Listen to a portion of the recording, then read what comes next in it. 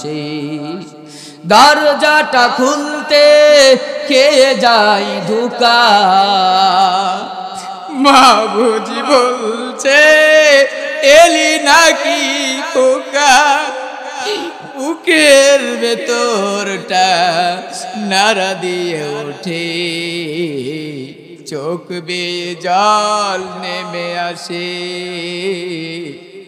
শুধু মানে শুধু মানে শুধু মানে পাশে আমার কলিজার টুকরো আম্মু দুনিয়াতে আর নাই রে বাবা আর কোনোদিন মাকে একটা বারের জন্য মা মা বইলা ডাক দিলে মা কোনোদিন আসবে না মাকে আর কোনোদিন আমি দেখতে পারবো না মাকে আমি কতটা মহাব্বত করতাম রে বন্ধু জানেননি মাকে নিজ হাতে জুমার দিনে যখন যাইতাম নামাজ পড়ার জন্য মাকে কি করতাম সুন্দর কইরা চেয়ারের মধ্যে বসায়া গোসল করে দিতাম মাকে অনেক সময় খাওয়াইতাম আমার মা 9.5 বছর পর্যন্ত হাঁটতে পারতো না বিছানার মধ্যে ছিল পুরা শরীর সুস্থ ছিল কিন্তু কোমর থেকে হাঁটতে পারতো না যুবক ভাই এরকম গভীর মনোযোগ যাদের মা নাই যাদের বাবা নাই তাদের হৃদয়টা চৌচির হয়ে যাবে তারা আর সহ্য করতে পারবে না রে বাবা কোরআনুল কারীমের মাহফিল আজকের মাহফিল থেকে আমরা একটা মাত্র শিক্ষা নিব আমার মা নাই যাদের বাবা নাই আমরা একটা মাত্র শিক্ষা নিব আজকে মা বাবার খেদমত করব কথা বলেন ইনশাআল্লাহ জোরে চিৎকার মেরে বলেন ইনশাআল্লাহ মা বাবা যার দুনিয়াতে বেঁচে আছে তার তো তকদির ভালো কিসমত ভালো যার মা বাবা নাই তার তকদির কিসমত কিন্তু ভালো নয় মায়ের মুখের দিকে একবার যদি নেক নজর দিয়া কোনো সন্তান তাকায় আল্লাহ তাআলা তাকে কবুল হজের সওয়াব দান করে দেয় জোরে বলুন সুবহানাল্লাহ বন্ধু এই মা যাদের দুনিয়াতে নাই এই মায়ের কথা আমি আজকে আপনাদেরকে শোনাবো এই মায়ের কথাই আমি আপনাদেরকে বলবো আল্লাহ পাক রব্বুল আলামিন বলেন দুনিয়ার মানুষ মা বাবা যদি কাফের হয় তারপরেও ওয়াকুল্লাহুমা কাওলান কারীমা মা বাবাকে তোমরা কষ্ট দিয়া ধমক দিয়া কথা বলতে পারবে না মা বাবাকে কষ্ট দিয়া কথা বলতে পারবে না মার কলিজায় আঘাত দিতে পারবে না মার হৃদয়ে তোমরা কষ্ট দিতে পারবে না ফালা তাকুল্লাহুমা উফিন ওয়ালা তানহারহুমা তোমার মা বাবা যদি বার্ধক্যে পৌঁছে যায় বৃদ্ধ হয়ে যায় বুড়া হয়ে যায় সেই মা বাবাকে তোমরা কোশ্চিন কালেও কষ্ট দিবে না মা বাবাকে ঝাড়ি দিয়া কথা বলবা না ওয়াকুল্লাহুমা কাওলান কারীমা সব সময় নরম ভাষায় কথা বলবা শ্রদ্ধা ভক্তি মহাব্বত নিয়ে কথা বলবা এটা দুনিয়ার কেউ বলে নাই একমাত্র তিনি বলেছেন যিনি আমাদের রব তিনি হলেন আল্লাহ আল্লাহু আকবার বলেন আল্লাহ পাক রব্বুল আলামিন 15 নম্বর পারা সূরাতু বনী ইসরাঈলে 23 থেকে 24 নম্বর আয়াতে আল্লাহ পাক রব্বুল আলামিন বলেন وَقَضَى رَبُّكَ أَلَّا تَعْبُدُوا إِلَّا إِيَّاهُ وَبِالْوَالِدَيْنِ إِحْسَانًا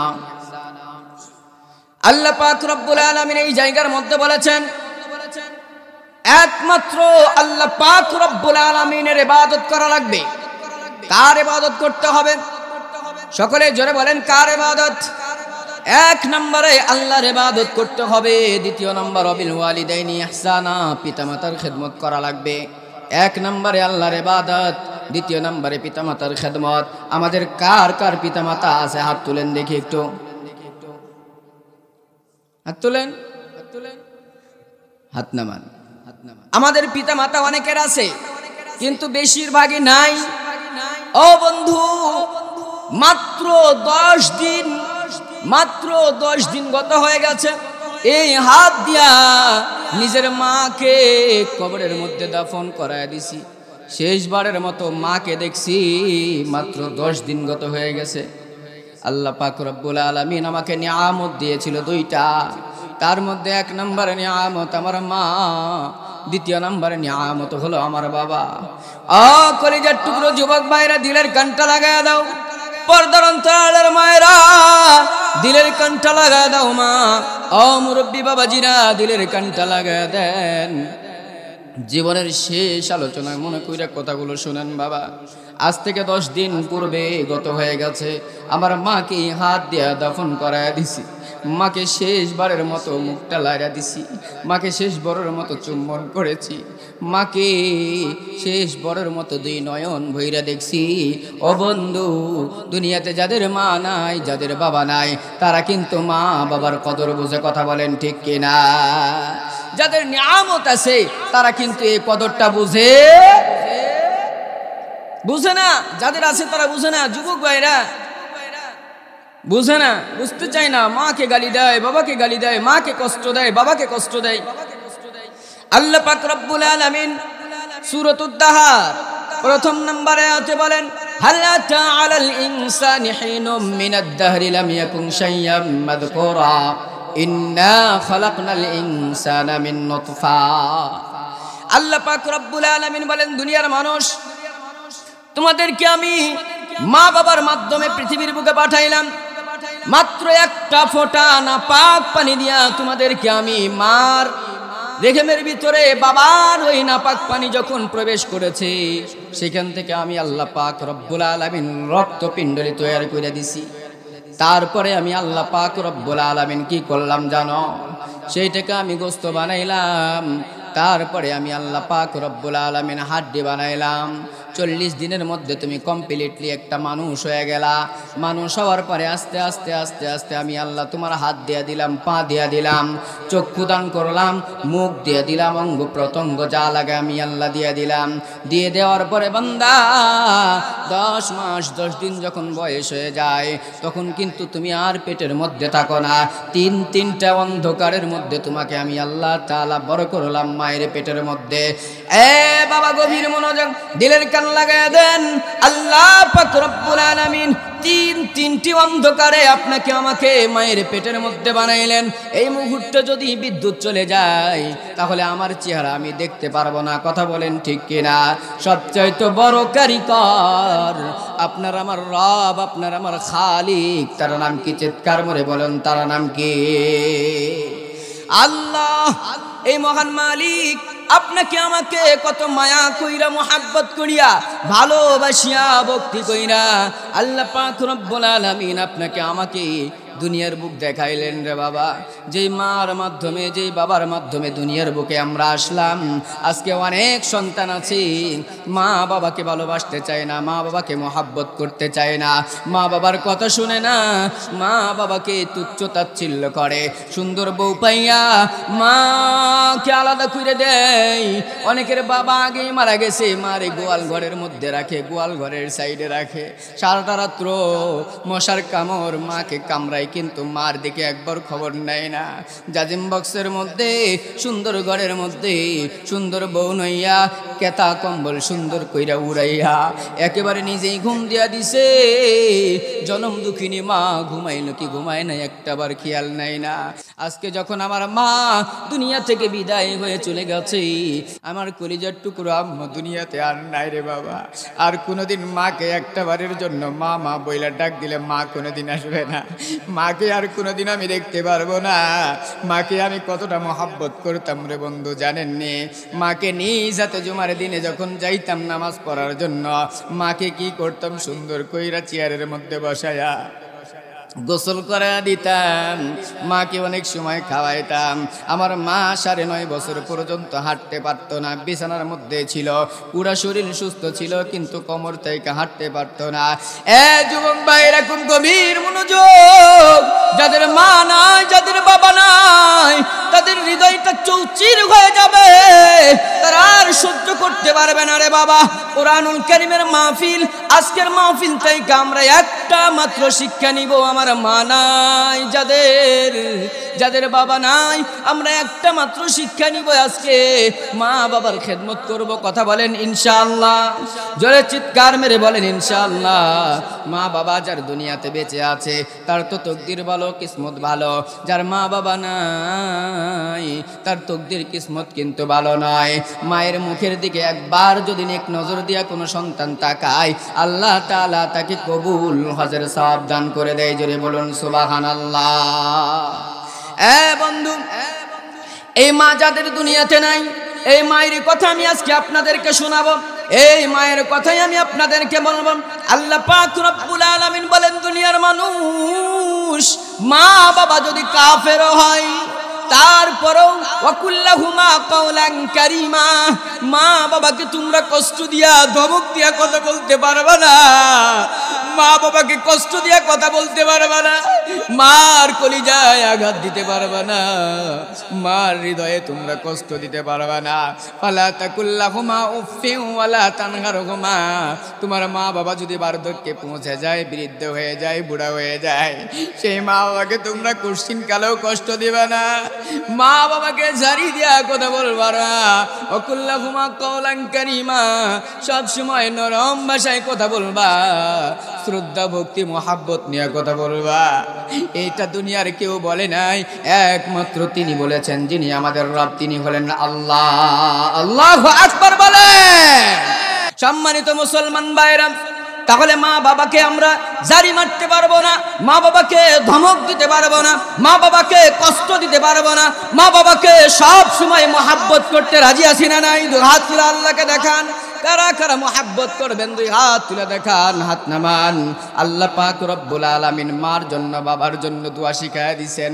বন্ধুরে, বাড়িতে যখন থাকি কবরের পাশে দাঁড়ায়া দাঁড়ায়া মার জন্য কান্না করি, মার জন্য দোয়া করি আর বলি, রব্বুল আলামিন, যে মা আমাকে লালন পালন করেছে, মহাব্বত করেছে, যে মা আমাকে ভালোবেসেছে, যে মায়ের মহাব্বত সিনার মধ্যে লালিত, যে ভালোবাসা, মায়ের ভালোবাসা দিলের মধ্যে চৌচির হয়ে যাচ্ছে, মাহফিল থেকে বাড়িতে গেলে মার কাছে দোয়া নেই, মাকে আর দেখতে পারি না। আজ 10 দিন হয়ে গেল, বাড়ির মধ্যে ঢুকলে মনটা যেন ছিঁড়ে যায়, কলিজাটা ফেটে যায়, আনসান করে।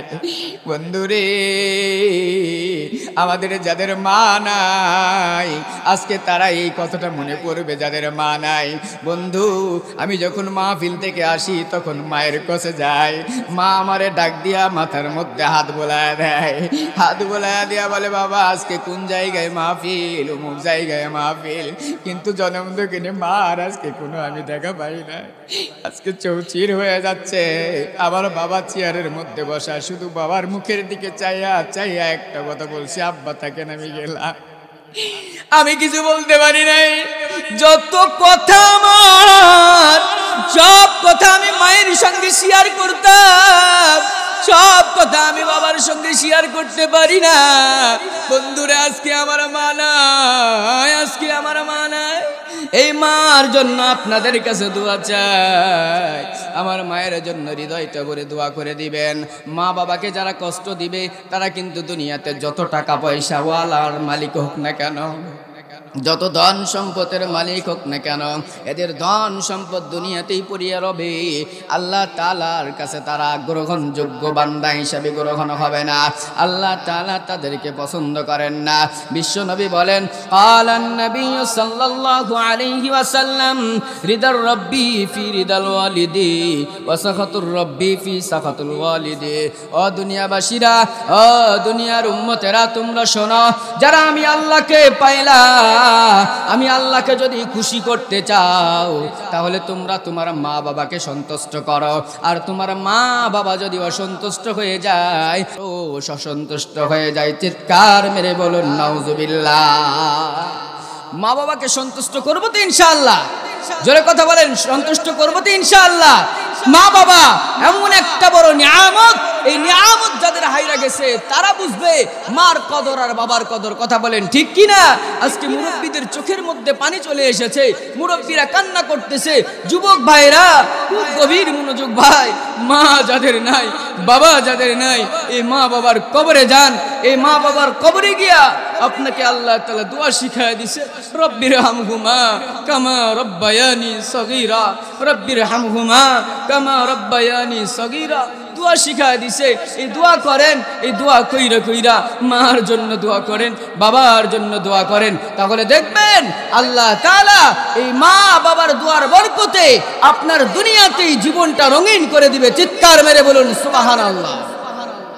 সম্মানিত মুসলমান ভাইরা, মা বাবা যদি কষ্ট হয়ে যায়, মা বাবাকে যদি কষ্ট দিয়ে ফেলেন, মা বাবা যদি দুনিয়ার বুকে আপনার জন্য লানত দিয়ে দেয়, মা বাবা যদি আপনাকে বরদোয়া দিয়ে দেয়, তাহলে কিন্তু কিয়ামত পর্যন্ত যদি আপনাকে কেউ কালেমার তালকিন দেয়, আপনাকে যদি কেউ কালেমা পড়ায়, তারপরেও তার মুখ দিয়া কালেমা উচ্চারণ হবে না, কালেমা বের হবে না। আপনি 5 ওয়াক্ত নামাজ পড়েন, আপনি হাজী সাহেব, আপনি মাওলানা সাহেব, আপনি টাকাওয়ালা, আপনি সম্পদওয়ালা, আপনি মুহাদ্দিস, মুহাক্কিক, মুদাররিস, আলেম, হাফেজ, মাওলানা, ইমাম, মুয়াজ্জিন, যা হন না কেন, যদি মা বাবার দিলের মধ্যে কষ্ট থাকে, 4 আনা পয়সার আপনার দুনিয়াতে কোনো লাভ হবে না। মা বাবাকে কষ্ট আমরা কেউ দিব না। ও ভাই, আজকে আমার মা হারা গেছে, আমি মার কদর বুঝছি। আমার মা নাই, আমি বুঝি আমার মায়ের যন্ত্রণা আর জ্বালা যাদের আছে। বন্ধু, যুবক ভাই, মা বাবাকে কষ্ট দিস না ভাই, অনুরোধ অনুরোধ, মা বাবাকে কষ্ট দিও না। মা এমন একটি জিনিস মধুময়, এই মার খেদমত করো। সুন্দরী বউ পাইয়া মারে ভিনে কইরা নিয়া মারে আলাদা কইরা দিছে। এরকম করিস না ভাই, যুবক রে, এরকম করিস না। সম্মানিত মুসলমান ভাইরা, আল্লাহর পয়গম্বরের জামানার ঘটনা আমি আপনাদেরকে শোনায় দেই। আবুল সামরকান্দি রাহমাতুল্লাহি আলাইহি তানবীহুল গাফিলিন কিতাবের মধ্যে একটি ঘটনা লিখেছেন, আল্লাহর পয়গম্বরের জামানার ঘটনা। আমরা সকলেই হয়তো জানি, তারপরেও আমার উদ্দেশ্য হলো আপনাদেরকে একটু স্মরণ করায় দেওয়া। আল্লাহর পয়গম্বর বিশ্বনবী মুহাম্মদুর রাসূলুল্লাহ সাল্লাল্লাহু আলাইহি ওয়াসাল্লামের ঘটনা হাদিসটি বর্ণনা করেছেন হযরত আনাস বিন মালিক রাদিয়াল্লাহু তাআলা আনহু। হযরত আনাস বিন মালিক রাদিয়াল্লাহু তাআলা আনহু বলেন, ও পয়গম্বর, আমি মদিনার বুকে ঘুরছিলাম, হঠাৎ করে দেখলাম একটা বাড়িতে কান্নার আওয়াজ। কান্নার কান্না, কান্নার কান্না, কান্নার রোল মানে না। আস্তে আস্তে আমি তার বাড়িতে গেলাম। বাড়িতে যাওয়ার পরে, ও পয়গম্বর, আমি দেখলাম তার মাথার কাছে কতগুলো মানুষ বৈশা কালেমার তালকিন দেয়, কালেমা পড়ায়। সে খুব অসুস্থ, জীর্ণশীর্ণ অবস্থা। আল্লাহর পয়গম্বর মুহাম্মদুর রাসূলুল্লাহ সাল্লাল্লাহু আলাইহি ওয়াসাল্লাম বলেন, তার পুরো পরিচয় দাও, তার ঠিকানাটা আমার কাছে দাও। ও যুবক ভাই, ও কলিজার টুকরো যুবক ভাইরা, আম্মা জানেরা, নতুন নতুন বয়েরা, বোনেরা, দিলের কানটা লাগায় দেয়। কেন মাকে ভালোবাসবা, কেন বাবার মোহাব্বত করবা, বাবাকে ভালোবাসবা, দিলের কানটা লাগায় দেন। হযরত আনাস বিন মালিক রাদিয়াল্লাহু তাআলা আনহু বলেন, আমি বিশ্ব নবীর কাছে যখন এই কমপ্লেইন দিলাম, আল্লাহর পয়গম্বর মুহাম্মদুর রাসূলুল্লাহ সাল্লাল্লাহু আলাইহি ওয়াসাল্লাম আমাকে বললেন তার পরিচয় দাও।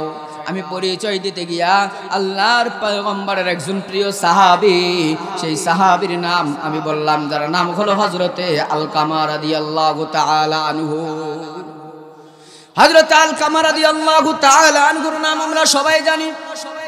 হযরত আলকামা রাদিয়াল্লাহু তাআলা আনহুর পরিচয় আমরা জানি। হযরত আলকামা রাদিয়াল্লাহু তাআলা আনহু আল্লাহর পয়গম্বরের সঙ্গে নামাজ পড়েছেন।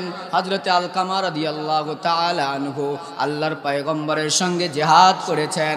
হযরত আলকামা রাদিয়াল্লাহু তাআলা আনহু আল্লাহর পয়গম্বর যাকাত দিতে বলেছেন, দান করতে বলেছেন। আল্লাহর পয়গম্বরের সাহাবী দান করেছেন। এমন কোন নেক ইবাদত আমল নাই যে আল্লাহর পয়গম্বরের সাহাবী করেন নাই। জোরে বলুন সুবহানাল্লাহ। যা নেক আমল, সমস্ত নেক আমল করেছে। আর সাহাবীদের ব্যাপারে আল্লাহর পয়গম্বর বলেন রাদিয়াল্লাহু, আল্লাহ রাসূল সাল্লাল্লাহু আলাইহি ওয়াসাল্লাম বলেন রাদিয়াল্লাহু আনহুম ওয়া রাদু আন যালিকা লিমান খাশিয়া রাব্বা। আল্লাহু আকবার বলেন। বন্ধু, যাদের ব্যাপারে আল্লাহ তাআলা নিজেই সার্টিফিকেট দিয়েছে, এরা আমার প্রিয় মাহবুব, প্রিয় বান্দা, যাদের জন্য জাহান্নাম হারাম, জান্নাত ওয়াজিব। চিৎকার মেরে বলুন সুবহানাল্লাহ। সেই সাহাবীর কথা শোনাচ্ছি। আপনার আমার মতো সলিমুদ্দি কলিমুদ্দি নয়, আপনার আমার মতো ইবাদত গুজার নয়। আমাদের চিরজীবনের ইবাদত আর সাহাবীদের পায়ের ধুলা আদনা সে আদনা একজন সাহাবী ফাদলুল আলিমি আলাল আবিদি কাফাদলি আলা আদনাকুম আদনা সে আদনা যদি একজন সাহাবী হয় নতুন সাহাবী ওই সাহাবীর পায়ের ধুলার সমতুল্য আমাদের কোনো দাম নাই কথা বলেন ঠিক কিনা সম্মানিত মুসলমান ভাইরা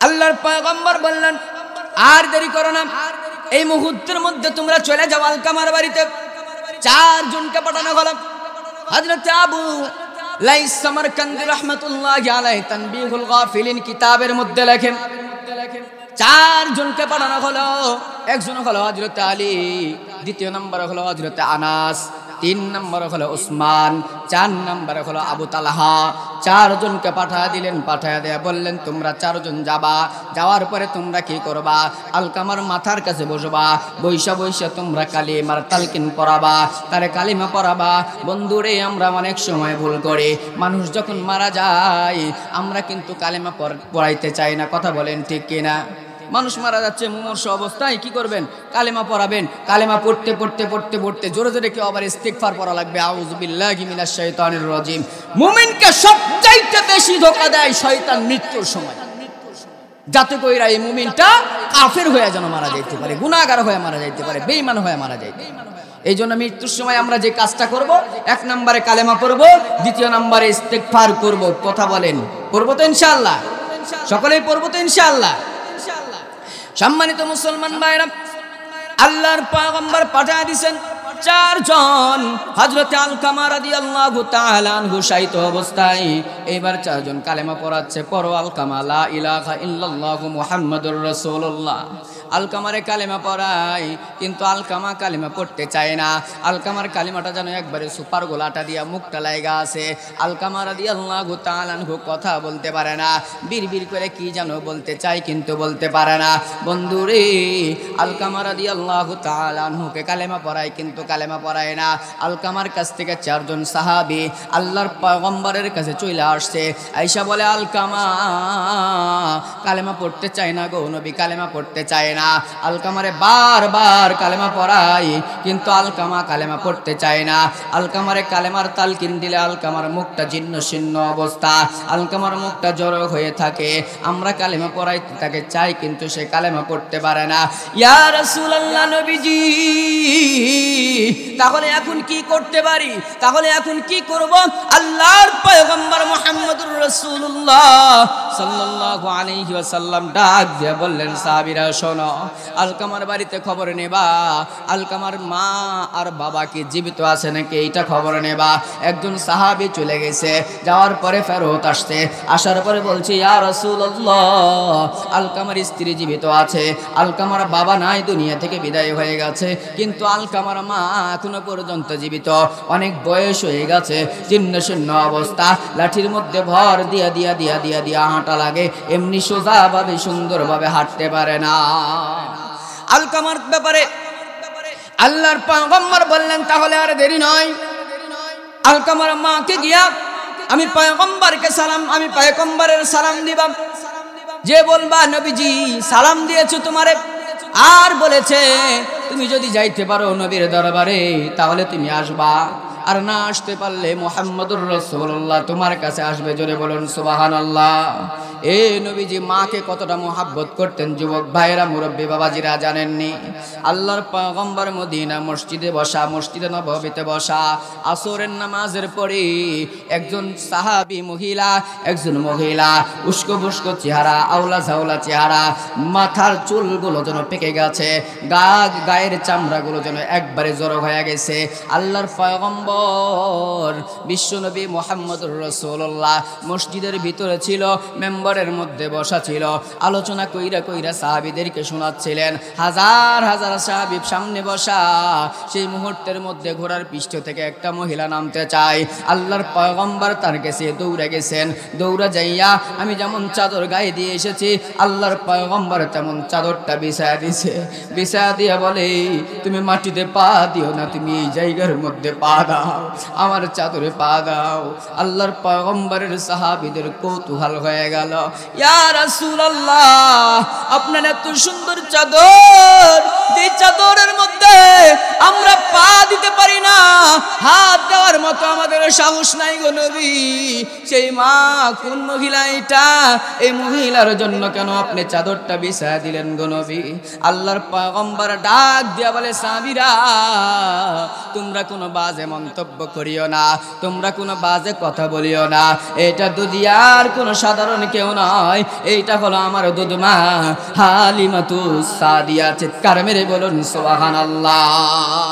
মাকে কতটা মহব্বত করতেন দুধ মাকে। আল্লাহু আকবার, আল্লাহু আকবার। যুবক রে, মারে কষ্ট দিও না যুবক, ও যুবক, মারে কষ্ট দিও না।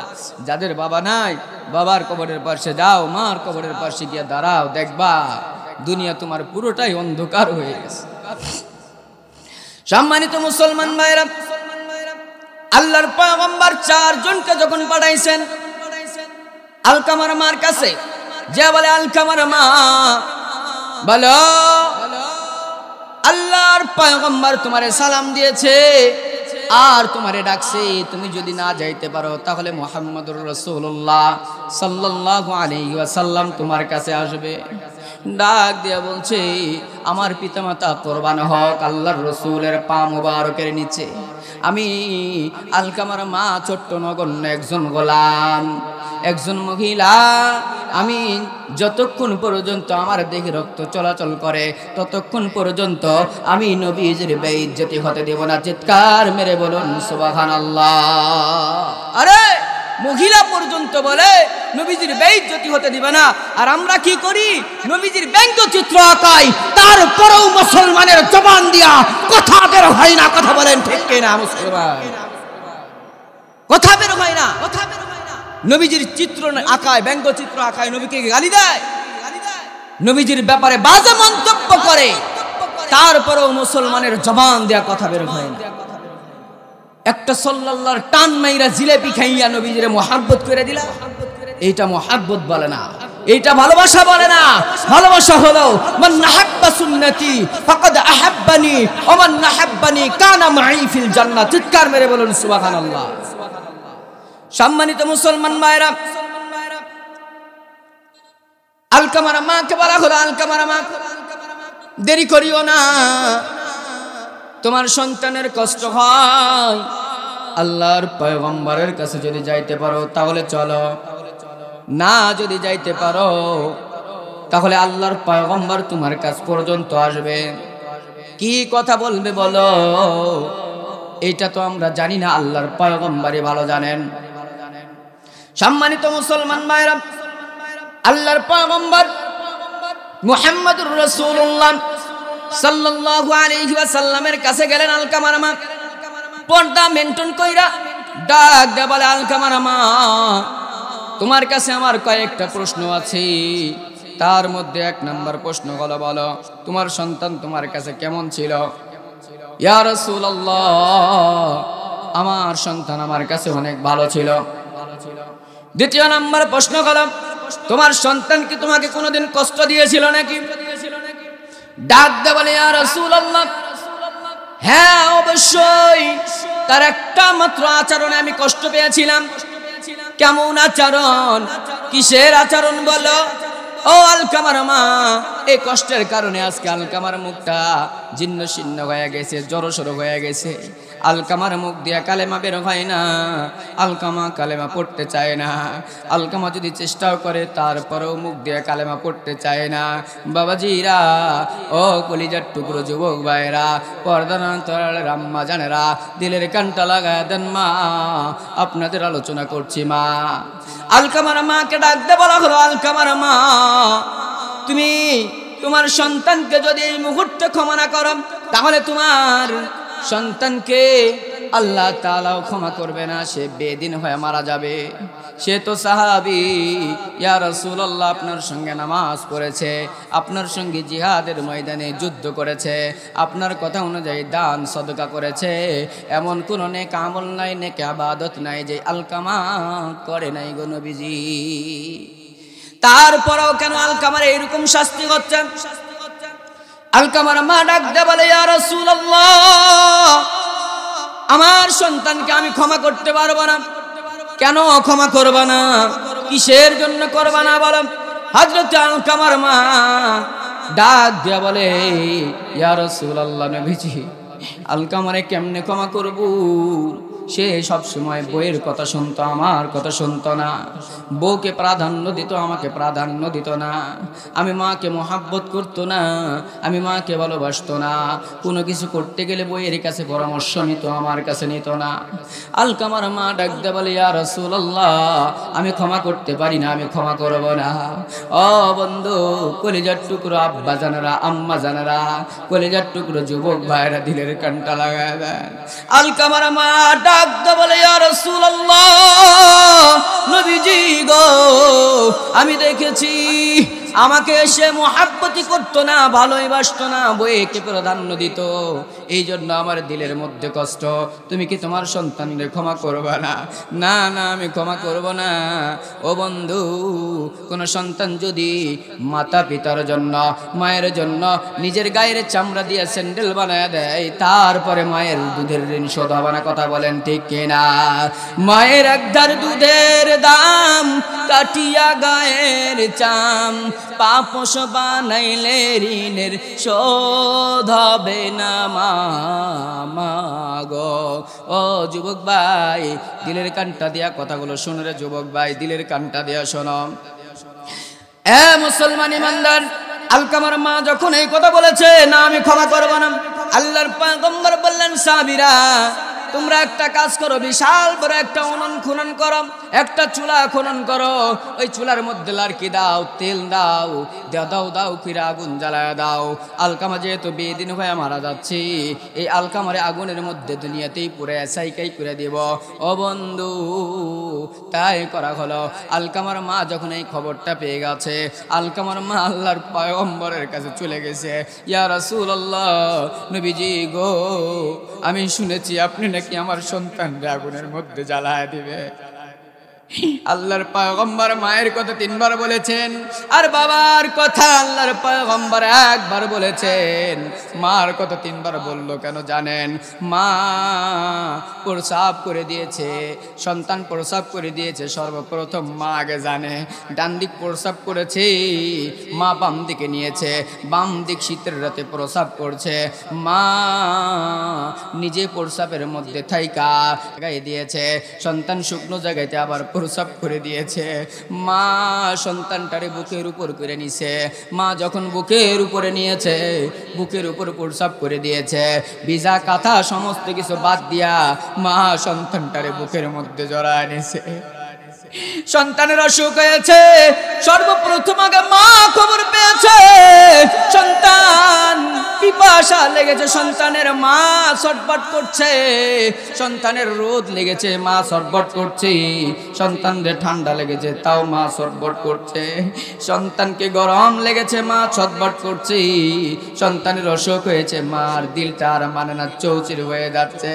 সারা রাত্র জায়গা জায়গা আপনাকে মা পাহারা দিয়েছে।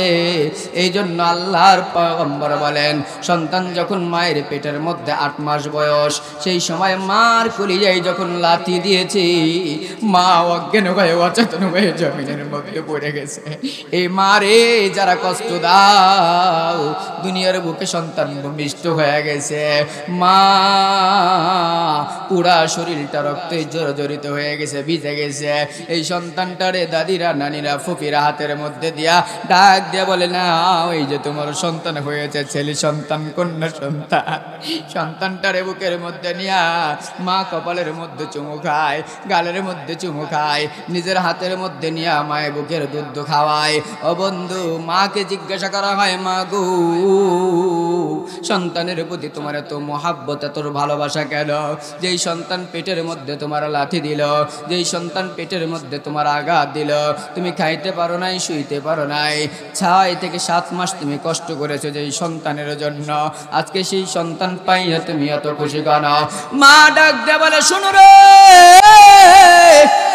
নানি দাদি তোমরা শোনো, এই সন্তান ভূমিষ্ঠ করতে গিয়া যত কষ্ট আমি মা করেছি, আমি আজকে আমার সন্তান প্রসব হয়েছে, আমার সন্তানের কলিজার টুকরো কলিজার মানিকের আমি চেহারাটা দেখেছি, আমি কপালের মধ্যে চুমু লাগাইছি, সমস্ত বিষ বেদনা আমার দূর হয়ে গেছে। জোরে বলুন সুবহানাল্লাহ। এই সেই ঘর, এই সেই খাট, বিছানার পাশে আছে পানের বাটা, চশমাটা পড়ে আছে পাশে, শুধু মানে শুধু মানে শুধু মানে পাশে, দরজাটা খুলতে খেয়ে যাই ধোঁকা, মা বুঝি বলছে এলি নাকি খোকা, বুকের ভেতরটা নাড়া দিয়ে ওঠে, চোখ বেয়ে জল নেমে আসে, শুধু মানে শুধু মানে শুধু মানে পাশে। লিল্লাহে তাকবীর। সম্মানিত মুসলমান ভাইরা, হযরতে আলকামার মা এইবার ডাক দিয়ে বলে, এ দুনিয়াবাসী তোমরা শোনো, ও আল্লাহর পয়গম্বরের সাহাবীরা তোমরা শোনো, যে আলকামার মা ঘোষণা করে দিছে, এত দুঃখ বেদনা কষ্ট যখন সহ করতে পেরেছে, ডাক দিয়ে বলছে, শোনো তোমরা যা কিছু মনে করো, আমি এই মুহূর্তের মধ্যে আমার সন্তানরে আমি ক্ষমা করে দিলাম। জোরে বলুন সুবহানাল্লাহ। হযরতে আলকামা রাদিয়াল্লাহু তাআলা আনহু কি করলেন? যখনই মায়ে ক্ষমা করে দিছে, সঙ্গে সঙ্গে হযরতে আলী রাদিয়াল্লাহু তাআলা আনহু দৌড় দিয়েছে, যায় দেখে হযরতে আলকামারে আর কালিমার তালকিন দেওয়া লাগে না, হযরতে আলকামা রাদিয়াল্লাহু তাআলা আনহু নিজেই ইচ্ছা অনুযায়ী কালেমা পড়তে পড়তে দুনিয়া থেকে জান্নাতের মধ্যে চলে গেছে। চিৎকার মেরে বলুন সুবহানাল্লাহ। তাহলে যুবক ভাইরা যারা আছেন, আজকের মাহফিল থেকে আমরা একটা ওয়াদা করতে পারি, মা বাবাকে জিন্দেগিতে কষ্ট দিব না। কারা কারা দুই হাত তুলে আল্লাহকে দেখান, মা বাবাকে কষ্ট দিব না। হাত তুলেন, অনেক যুবক ভাইরা হাত তুলছেন না কেন? হাত তুলেন সকলেই, হাতটা টান টান করেন। আল্লাহ দেখুক, আমরা মা বাবাকে কষ্ট দিব না। যাদের দুনিয়াতে মা নাই, যাদের বাবা নাই, তারা মা বাবার কদর বুঝে, আর যাদের মা বাবা আছে তারা এখনো পর্যন্ত বুঝতে পায় না। কথা বলেন ঠিক কিনা? কথা বলেন ঠিক কিনা? তাহলে মা বাবাকে আমরা কষ্ট দিব না, মা বাবাকে ভালোবাসবো ইনশাআল্লাহ।